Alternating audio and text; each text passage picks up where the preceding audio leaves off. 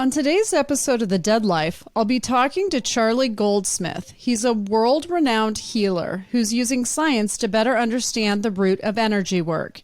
He's also the subject of the TLC show, The Healer. Today, we'll get to know Charlie Goldsmith and hear what he has to tell us about the life of an energy healer. You can find me on Instagram at Medium Allison. You can follow me on my Facebook fan page. You can binge on my YouTube videos. Check out my new Street Astrology channel on YouTube. I'm coming to Dallas, Texas, Scottsdale, Arizona, and Nashville, Tennessee in 2023. For ticket information, go to AllisonDubois.com. If you have questions about the afterlife for me, you can call me and leave me a message at 802-DEAD-811. Well, Charlie, thank you for being my guest on the Dead Life. Thank you for having me. Yeah, it's great to finally to meet you. I have a friend that you did a healing for, and she said her shoulder that she had had surgery on, she hadn't been able to move at all, and she's been feeling much better. She said, you have to have him on your show. He's amazing. Yeah. So I reached out, and thank you for being here. I know we have a big time difference between Australia and Arizona right now. We do. We're in the future here. Yes. It's the morning. Yes. And it's the next day. Yeah. Yes. So one thing I'm always interested about when it comes to people with abilities, when you were a child, did you have the instinct to want to lay your hands on maybe a pet that you felt was sick, or did you pick up on people's illnesses? Did you know in childhood, or is this something that came later? It sort of came later, except there were signs in hindsight that I can see looking back, but at the time I sort of didn't see them. So I had a few events that were a bit sort of strange that happened to me as a child that I never really talked about.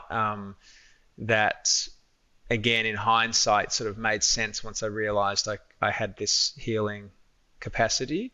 But I didn't know before I discovered what I could do when I was 18. I had no idea that people could even do what I do. So there was certainly no preconception coming to it. But definitely there were signs that looking back, that it was there. I just didn't know it at that point. Were you one of the people who went into the healthcare sector to try and were you drawn to health? I know a lot of nurses practice as healers or Reiki masters later in life. Did you have a correlation with health before? Well, I was at school, so it came on just when I finished school, so I didn't have time for a career at that point. But I've always had an affinity for health and health food and generally, people being healthy. And I also think that I've probably overly cared, especially when I was young, about when people weren't well. Mm-hmm. So I think that, but I didn't know, again, lots of people can display that sort of stuff. So I woun't have thought of that as anything different, but no, I didn't have time, and when I discovered my ability, it didn't actually make me want to go and be a nurse or be a whatever. I wanted to sort of take what I do and make the best of that. I've noticed with healers, they do tend to be healthy eaters and live healthily, and mediums are the opposite. we tend to like to nip at the bottle and just, whatever we need to be happy in this lifetime, that's where we're at, buttercream cookies, whatever. So I guess being born a healer is better for your life span than to be a medium. Or maybe being so comfortable with death makes this life more fun for you. I don't know. Yeah. Maybe that's a better thing. Yeah. The dead, when I talk to them, they always say we're the dead ones. They're more alive than we are. So they're always saying live and take risks, and, don't hold your tongue, say what's on your mind and be your authentically you. And so I think a lot of us try and live that way, but then people get offended. And one of the things they do say to me is, who cares? They're not going to be at your funeral. That was the message I Yeah, got when I thought that. yeah, So it's a good way to look at things. Why would you worry about what people think who aren't even going to be at your funeral? So yeah, that puts it in a nice, simple box, I think, that I'm comfortable with. So yeah. It's good advice from someone who probably knew, I guess. So yeah, yeah. yeah. And, when you were 18, the fact that that happened for you then doesn't completely surprise me because hormones do tend to trigger. It turns up people's volume. It makes them more high energy. And so I see a lot of people as they go through their teens, you'll see abilities start surfacing in them. And I think that's possibly what happened with you as well. So is your family understanding of your gift? I mean, it's been 24 years since I discovered it. So, if you asked me at different points in time, the answer would be quite different. I think that, and I have a big family, so I would say that initially there were some that were good about it, some that weren't. Over time, that shifts a little bit. I think that some people, family or not, get challenged by this sort of work, and I'm sure you understand that I do. better than most. So I think that the answer is it's not black. It's not a black and white answer.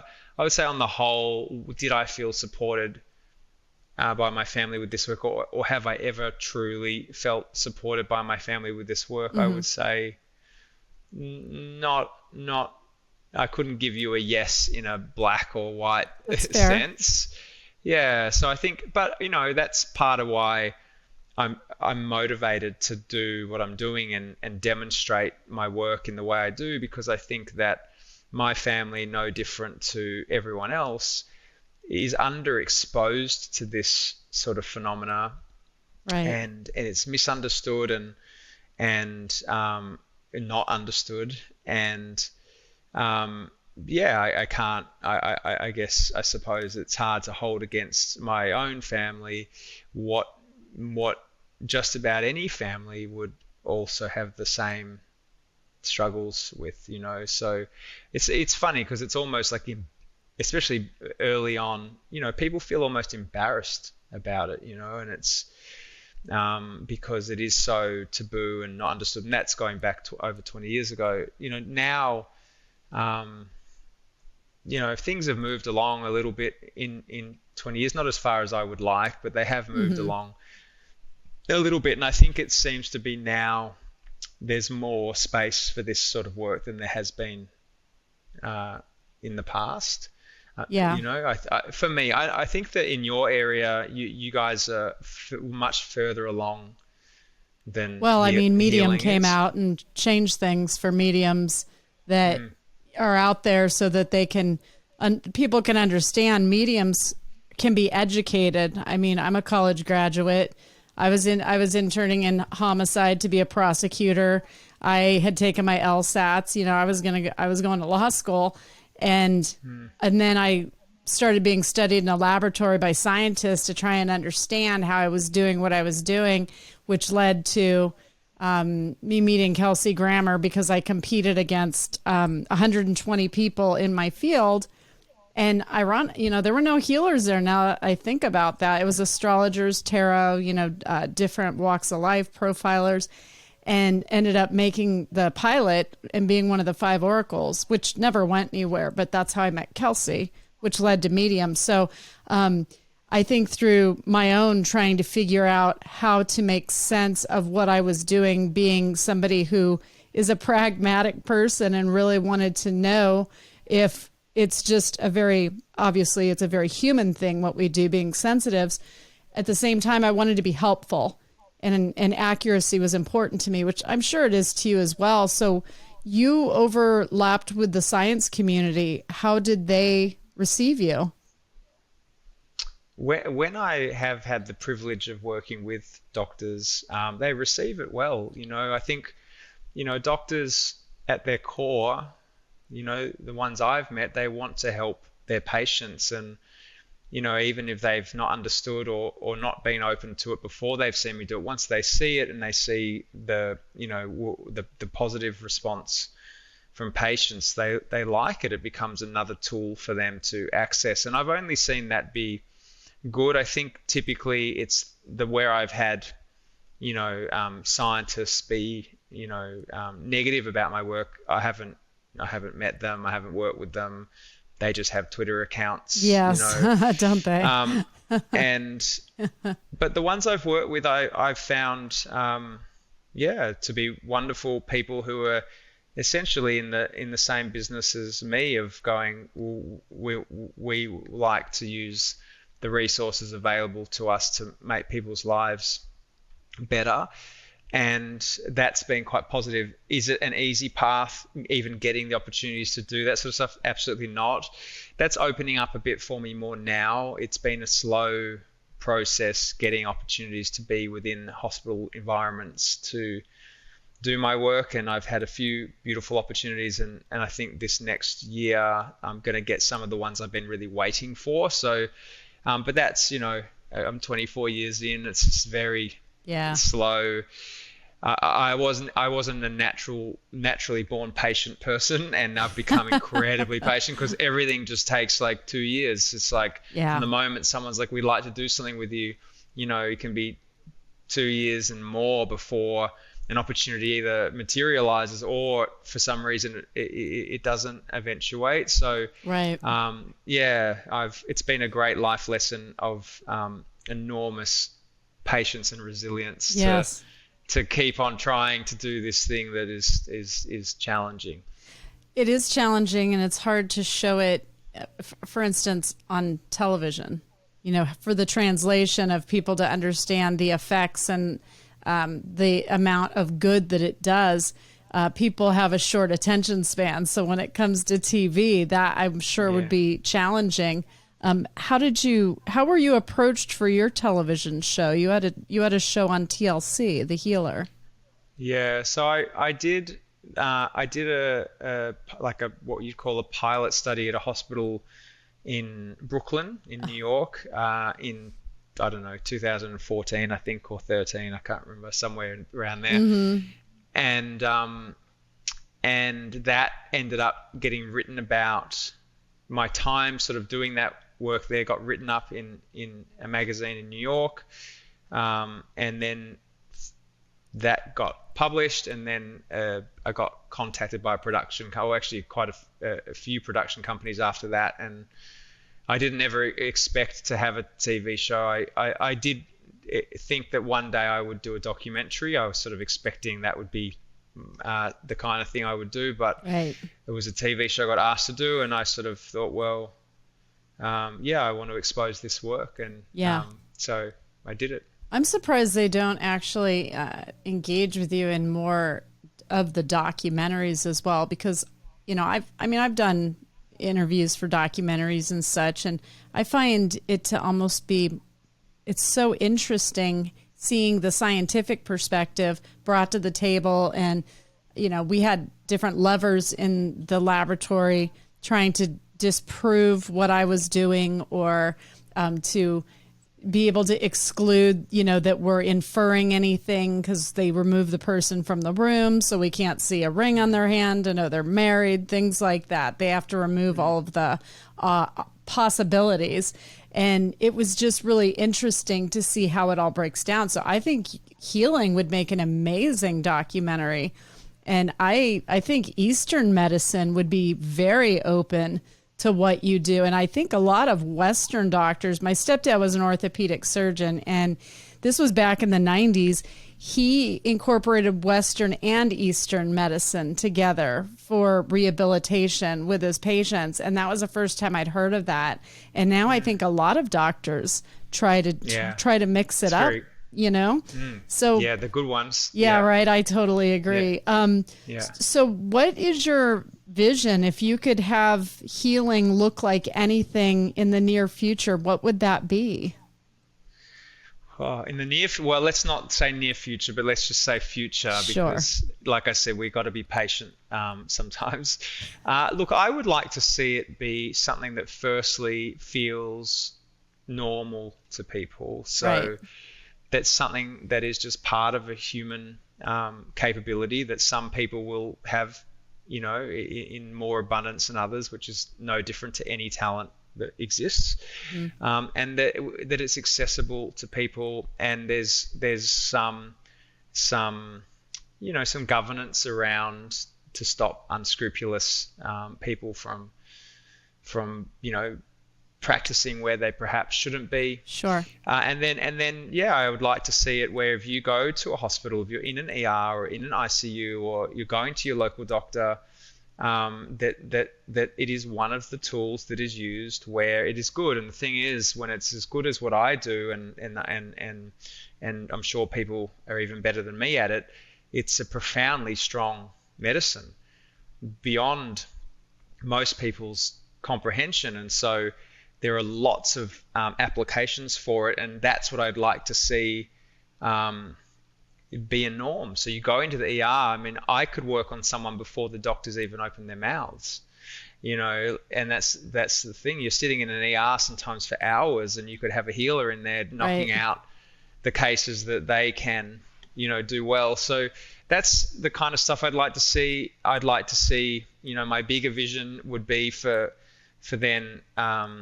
health insurance companies and life insurance companies to be having people like me on staff to be helping them with their patients, because ultimately they would save money if they had healers helping their patients, and life insurance payouts, things like that. Yes.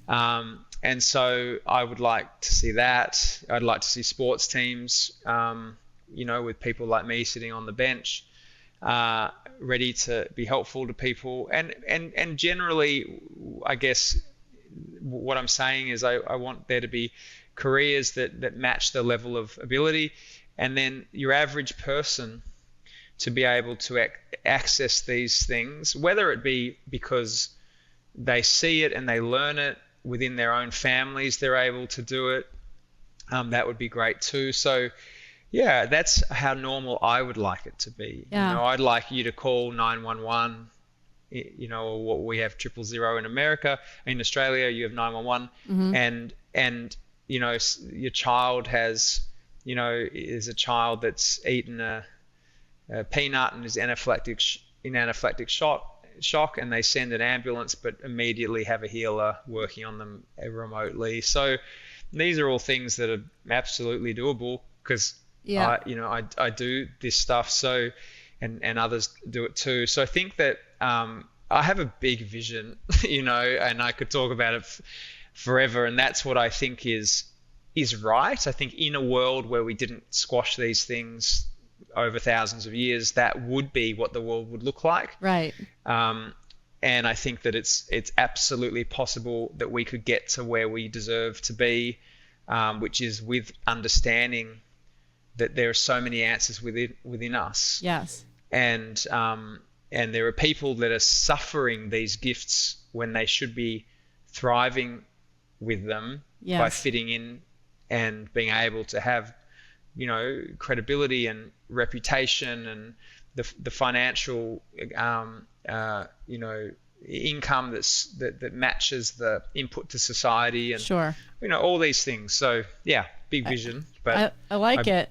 I think people would be actually shocked at how many sports teams and professional people who are really successful have a healer or a Reiki master, somebody that does energy work on them. And to me, it seems normal to hear that what you do is natural. And I think that's true, but I still think there's a lack of the very, very good. I think it's harder to find the exceptional healers. Of course. And that's, so I think you're right. There is a lot more people looking for these things. Yes. But it's very hard to get.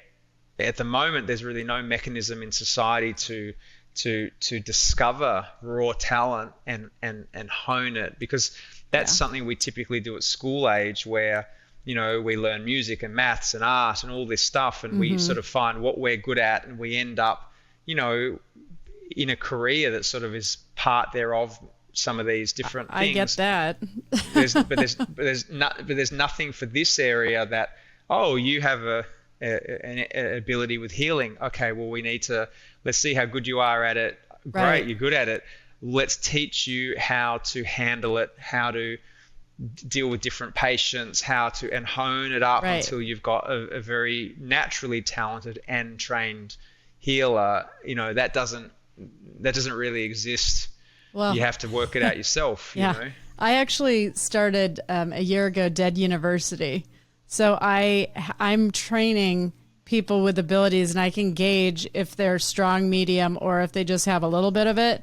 And because I Yeah. was put through testing in laboratories, I was able to write sort of a lesson plan for them, and also That's how cool. to achieve their borders and boundaries to keep, mischievous and negative entities from overtaking weak minds, that don't have borders and boundaries. And you would know about borders and boundaries because you have to watch your own health because of taking on or being in the space with somebody who's sick or who has cancer or is in pain, and you can absorb all of that, and you have to be able to get rid of it. So if you have strong borders and boundaries as a healer, I would imagine you'd fare better than somebody who has trouble with their borders and boundaries.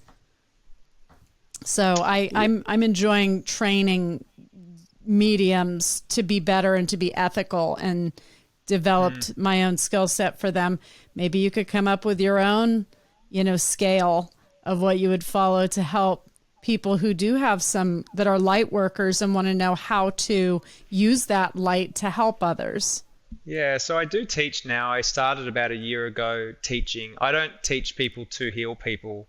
I teach people how I heal people. Right. And they will then be able to do whatever they do. So I would never claim that I'm going to teach you to be exactly like me, because I can't guarantee that. But I do teach people how I do it, and yeah, it's been quite good. I am seeing people come out of it, with enormous improvement in their Yes. ability if they were already healing. So I teach. I'm teaching in January again. I just do it Good online for you. mostly. Yeah. And so, yeah, it's been quite good, because I sort of was a bit reluctant to teach for 23 years. And Yeah. then people kept asking me. I was like, well, this is natural to me, so, but then I thought, well, you know what? No, I can say how I do it, and then you'll be able to do it or not. Right. And that's actually worked out. Well, and they might Yeah, develop their own style. I say that to my medium I encourage fledglings. that. Yes. Yeah. I don't want people to take my style as some sort of gospel. Right. I actually want them to take it as, this is my way. You have the freedom to Right. do your own way, and that's the beauty of energy. It's really something to be free with, not to be dogmatic with. In my field, I don't know, I can't speak for others, but that's where I teach differently to these typical Reiki and healing touch and things that are they're structured. Yes. And I don't personally believe in structure, because that's just someone else's experience of energy. And I think that for me, that is not. You need much more freedom with that to actually fix people. Right. I think. So when you must have a social life. So when you're out with your buddies and you're just relaxing on the weekend, this has got to be very useful, I would think, because if a good-looking guy says he's a healer, there's going to be people saying, "Really? Touch me. I want to see." So how does that work for you in your social life? How do people respond to you? I was a bit lucky that most of my socializing I got out of my system before I became public with this stuff. So I actually don't go out a lot. I've got a young daughter. She's 6, so you can say goodbye to my Right. to life from there. But I just, I try and keep, and I successfully actually keep my healing work very separate from my life. It's not. Sure. Yeah, it's not like, of course, it doesn't mean it's never. I won't be at someone's house and I get asked, of course, but Right. but mostly, I keep my friends around that don't. It's Small not even a group topic of. close friends, right? Yeah, it's not even a topic of conversation. It's like just not part of. Like in my house, you wouldn't. If you come into my house, you wouldn't see one thing that would lead you to think that I'm in this Right. space. It's not that there's anything wrong with it. I don't know. It's You just don't want to part talk of, about it all the time when that's your job. Like it's your life, but it's your job. And when you need time off, you just want to decompress. Like you want your mind to shut down, I I think would think. it's that, and you don't want to feel weird all Yeah. the time. Yeah. You want to feel like the normal person you are I don't most know. of I'm the kind of time, and weird, then Charlie. most of the time, yeah, That is my normal. yeah, you might have embraced it more than me, but no, I think that for me, for healing is just very much part of me, and Yes. it's not. But I don't. When I was younger, I probably did feel the need, even for my own confidence, to talk about it more, and Right. for people around me to be interested, and I actually don't care anymore. So I think there's probably for me a growth element where I'm just like, I'm just at peace with Yeah. this is something I do, I just put and it out there too. If it's at a party and I don't want to talk to someone's husband and they introduce him to me just because of I have a TV show or something along those lines and they look uncomfortable and I'm like, I talk to dead people and that just ends the conversation. I'm like, cool. yeah, And if I'm on a flight, I learned a long time ago when people say, what do you do? I say I'm a secretary and they immediately leave me alone. Now, I am a secretary to the dead, so I don't really consider it lying, but it's a good way to get people to turn to their other neighbor and start chatting them up instead of you. perfect. Be as Yes. boring as possible. I did. I mean, the other day, someone asked me what I do, and I said and I had a friend next to me that was about to say what I do, and I said, look, I own an advertising agency, which is true, and I work in health, Yeah. and then my friend goes, yeah, but magic. And I said, Oh, and jeez. the person said, the person goes, what do you mean magic? And I said, I'm just really good at it. And that was my answer. And then that was it. And I didn't, because I just didn't, I was at, I just was at something where it didn't feel, Yeah, it's not I'm not comfortable. embarrassed about it. It's No. actually not about a lack of comfort, but it's like, my work is much better demonstrated than Yes. it is talked about, so if someone has no concept of what I do Right. and then they're like, you're a healer. Well, what is Yeah. that? Yeah. I mean, It's only going to so- benefit them in a sense. It's not going to be a two-way conversation. You're pretty much teaching a class. well, but it's also, it's not even going to benefit them because my words don't do justice to my work and my work does justice to it. And, Yeah. and so I'd rather, if someone's interested, I'd be like, go and watch my show or something. And then you can ask me questions, but Right. but that it's only in the seeing it that you even can form questions that are reasonable and And that's- fair based on what I do. That's why TV became important too. And I thought, I'm going to go on the biggest talk show in the world. I'm going to work a murder and I'm going to read somebody they set me up to read. And I'm going to blow the ceiling off the building with how good I am. And I did that. I even told them when they'd find the girl's body to the day. And it still didn't change much. And I realized that you're never going to be able to convince everybody. Which is frustrating, but also, and I understand what you're talking about in this scenario. I have friends that from time to time, I almost feel thrown under the bus where they bring me up for interesting conversation, but it's sort of against my will where I really don't feel like talking about it. I just want to relax. Yeah, you just and- want to be normal. Yeah, and so I get what you mean. I love that you respect, the ethereal in your gift, and you don't use it as such an entertainment value. It's more of a teaching and making people's lives better demonstration of what you're trying to do for humanity or people that you work with. And I feel the same way about mediumship. I feel closer to the dead than I do the living. And, I find it very intimate and personal to do a reading for somebody, and I won't do it for entertainment value. I just won't. And I've been asked to many times. I'll do it if it's like a serious program where, it's impartial and it's showing people so they understand what it is, but I won't do it just for the entertainment value on its face. Yeah, and I feel the same. I actually can relate to you thinking when you do a demonstration that should be good enough to affect Yeah. the world, and it just doesn't, and you're like, what do these Yeah. people need? Yeah. What do they want? Yeah, what do they want? Because Yeah. you're offering them something so incredible and important, and people are just like blinkers. Yeah. And it is interesting because I've thought a few times like, yep, I'll show you what I do, and that'll just get the job done, and it's like not enough, and I Right. find it. It's a very interesting experience. You're not alone. You're not alone, my friend. No, Just so you know. I can see that. It's just amazing. So, and that's why my goals, as much as they're both realistic and unrealistic at the same time. They're realistic in the sense that it's completely possible and plausible. Right. But whether the people will actually allow that natural phenomena to function within society is the question. I think if people see how it works with you, with scientists and the data, and it connects all the dots, I think people would be, because that's what with mediumship brought a lot of people to the table, was seeing how the dots connect from the energy of a soul and the death of the body and the scientists and the data.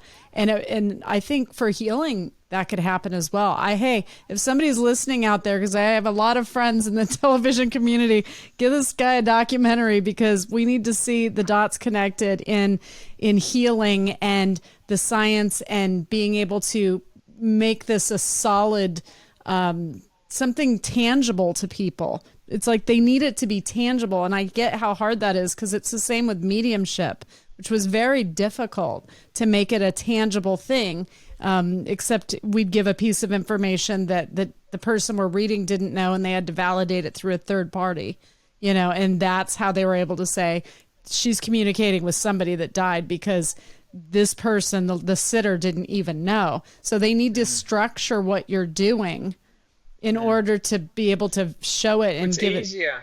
It's very easier to test me than you in that sense. But I'm doing this next year. I think that's been important things for me, as you said, the getting the science done in a way that people can digest, and that's the the next year. But because patience is important, realistically 2 years, right, hopefully, between now and when some of those things are completed. So it just everything takes a long time. COVID slowed me down quite a lot, to be honest. COVID had an interesting effect on. I actually made Dead University a reality in COVID because I had time, and so I think a lot of people like you and me had a vision of something that we got to sort of get started, but Hollywood was shut down. So anything you'd be trying to do in television would be difficult. You'd have to be able to film everything yourself and do the work yourself, and that would be hard. But so.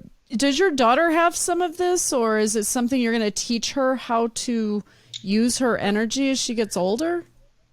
I'll certainly, teach her as much as she wants to learn. Sure. I think that she watched me do a bunch of healing the other day for the first time. Cool. Like I did a live event, and she came and watched, which she'd never, she's never.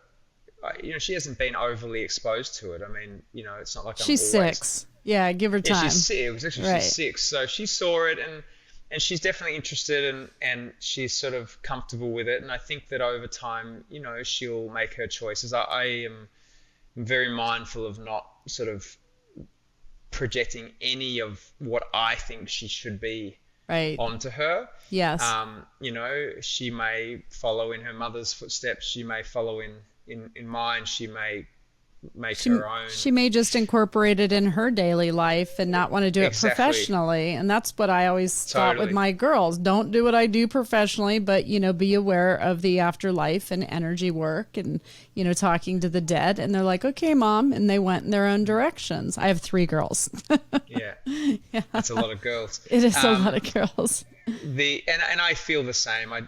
If she wants to, she will. I think that she'll be, if she does choose that and she has a natural affinity for it, I think that she's in a good place. Of course. Because I certainly will be, open to it and supportive. Sure. But yeah, we'll see. Yeah. Right now, I would say there's no particular sign. So with mediumship, it's a genetic trait, and I think they're going to find out with all light workers, it's a genetic trait. So if your family ever doesn't approve of what you do, just tell them it's their fault because you have their DNA. That's what I did. Yeah. So, well, thank you so much for being on my show. Where can my listeners find out more about you and reach out to you on social media? So my website, charliegoldsmith.com, is where my everything is, and events and my teaching and my health program. Facebook, I do live group healing and live healing, so people can come and watch me pick cases randomly online and work on them, which is kind of the fun thing I do. And then that is fun. And then I'm on Instagram. I haven't got myself around too much social media, different platforms. I should. Probably wise. You'll end up having to go there. You know, people just want to feel connected to you. And actually, I wouldn't have found out about you. I got the message on Instagram. I was just like, this is great. But I'm so glad that I got to meet you. I've toured Australia probably 10 times. And wow. I love Australia. I love Australians. And I miss it. And I was supposed to go there when COVID hit. And so we had to completely postpone everything. But I'm telling you, your Australian accent, even though to you it's just you talking, in the U.S., that is catnip for women. So do not be surprised if a lot of people reach out to you from hearing you on the show, because that's something we seem to like. And it's funny going over there. They're like, I love your American accent. I'm like, we always like what's not ours, don't we? I know, it's so true. Yeah. You say all y'all and they lose their mind. It's just like, this is awesome. So we throw it out there as often as possible. But Charlie Goldsmith, thank you for enlightening us all. And thank you, my listeners, for tuning in every Tuesday. I'm Allison Dubois, and this is The Dead Life. To all of my believers out there, don't stop believing.